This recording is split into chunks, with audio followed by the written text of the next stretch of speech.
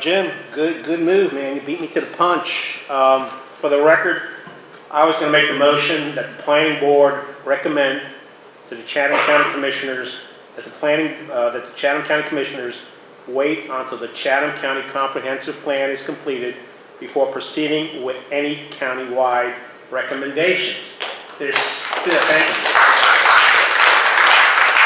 As we saw this evening, as we've seen previously, there are still plenty of questions. Allison even has questions. I always have questions. There you go. Always have questions.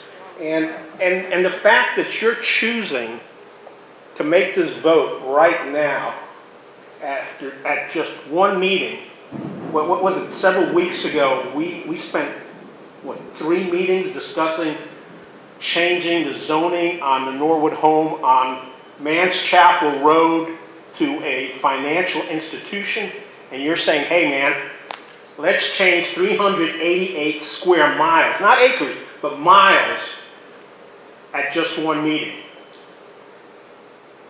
Again, lots of questions. Independent Weekly had an article just this past week that said, hey, you know what? Chatham County's thinking about zoning and it's coming quicker than you expect it to come. And an interesting note in there, and somebody brought this up on the chat list, was the fact that we were doing it differently than everybody else does it. Everyone else does, you know what? They do a comprehensive plan, and then they say, hey, let's take that map that Allison was talking about, and you want that map done correctly, don't you, Allison? Good, so do I. Let's get that map done correctly, and then let's talk about zoning. But no, what we're going to do tonight is we're going to make this decision to say, hey, let's just zone 388, not acres, but square miles. And we've got what? Oh, I'm sorry, I'm talking too loud. Your microphone. Okay. No, you're fine. You're fine. The majority of people, there are certain people that say, oh no, most of the people are for zoning. Well, what we've seen at the planning board meetings is that's not the case. We had, 500 people show up at the county commissioner meeting? Hey, and you know what? We also received a petition. I haven't seen a petition from anybody against, I've seen a petition against zoning. I haven't seen somebody come out for it.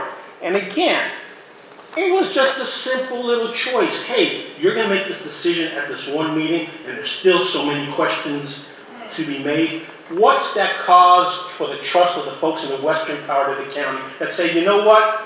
I don't know if I'm for zoning. I don't have enough information. I'm not getting the information that I want.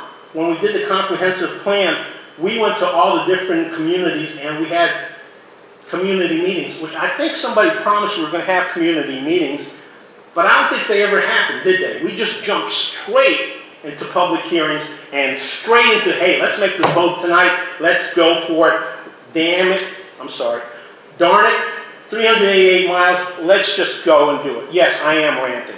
So, the Independent Weekly says, hey, we're doing it wrong, but hey, that's just them. Then there's also mention, I think Ms. Dunn mentioned that the surrounding counties are doing R1 and not just doing R1 and R5 zoning. One of George's favorite lines is, hey, everybody's doing it, except for Alamance County. So, if Ms. Dunn brings up the question of, maybe they're not just doing R1 and R5 zoning, maybe we need to also consider it. Mr. Nick Robinson, we see you at just about every meeting. He brings up the concerns of General Shale. We also have Montier, who's going to bring loads of business to Siler City, mentioned concerns. I'm not saying zone, not zone. I'm saying let's finish the darn comprehensive plan first and then make the decision. Amen.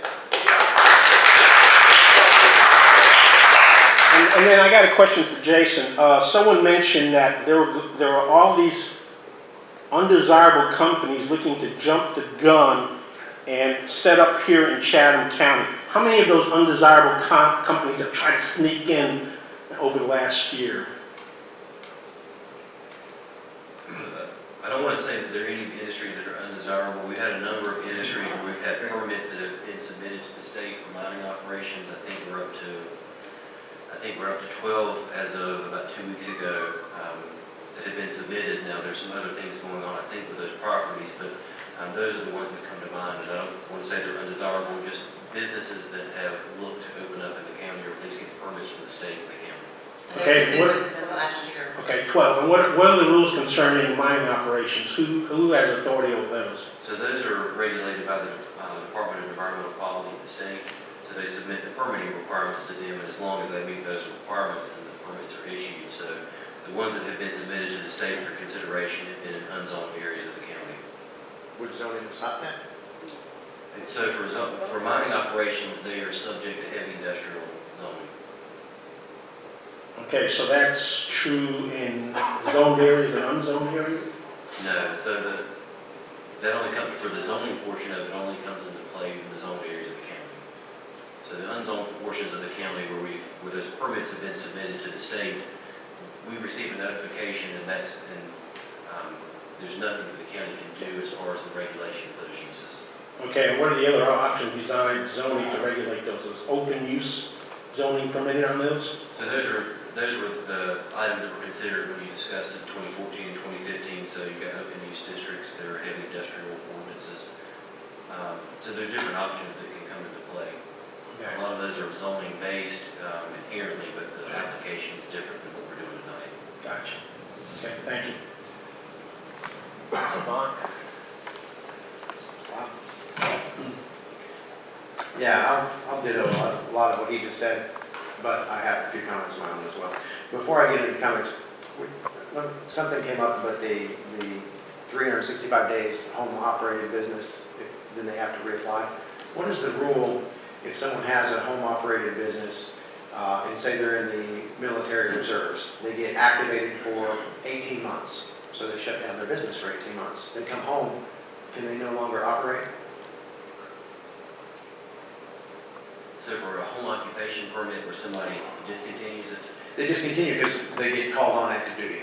so the discontinuation comes into play with non-conforming uses. So those are uses like the application is only if something's made non-conforming and then they cease the operation. So in a situation where we have a zone area in the county currently where you have a home occupation permit that's issued, then it's legally permitted.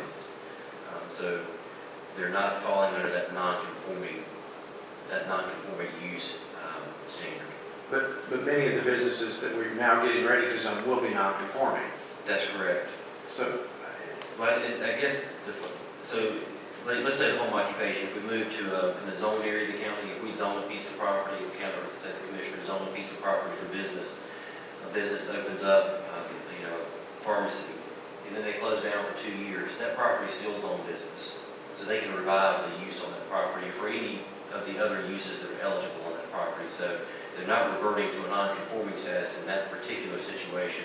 So that's why I bring that up. It's just an example of like if someone has had a home occupation permit. but I'm concerned about what we're doing now with the current zoning. Let's say you own a farm, you have a small engine repair there as well. So that's going to be non-conforming once it's zoned. There's one guy that operates it, but he has public coming and going. That one guy gets activated for 367 days. He comes home. Can he no longer repair engines? That's going to go to the documentation. One, there's a number of issues that are going to have to be reviewed. One is who's making us aware that it's ceasing operations. If that person calls our office and says on this day you're discontinuing operation, then the clock starts ticking. And if it goes beyond 365 days, then they are no longer going to be eligible for the non-conforming. So if he's sneaky, he just doesn't tell anybody. But I'm not saying that for somebody to get around the regulations. We have to have knowledge that someone has ceased operation. I mean, it means ceased. That means that they're stopping the business. That they're saying to us as the staff, we are discontinuing this business as of this date. So we're shutting our doors. Closing shop. Yeah, And that kind of concerns situation. me a little bit because those are open-ended. Well, I It's a don't small know. piece of everything, but it's something that I don't know that has been thought of or discussed. I don't know that we've ever had that come up, but I think in that situation, if they're not shutting their business down, there's a question we're going to have, are they shutting their business down? They're going to have to tell us that. In that situation, we've got to know, I'm ceasing operations.